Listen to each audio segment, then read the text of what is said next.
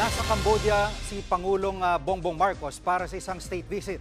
Kasama ng Pangulo si First Lady Lisa Araneta Marcos at ang ilang miyembro ng kanyang gabinete.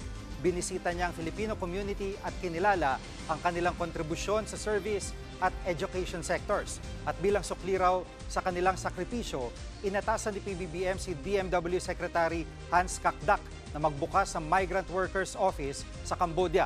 Makikipagpulong si PBBM kay Cambodian Prime Minister Hun Manet para talakayin ang iba't ibang isyu kabilang ang pakikipagtulungan sa ekonomiya at pagsugpo sa transnational crimes. Makikipagpulong din ang Pangulo sa mga Cambodian business leader para hikayatin silang mamuhunan sa Pilipinas. Mga kapatid, Jig Manikad po, pagdating sa mahalagang balita sa loob at labas ng bansa, dapat una sa lahat, mag-follow at mag-subscribe na sa social media pages ng News 5.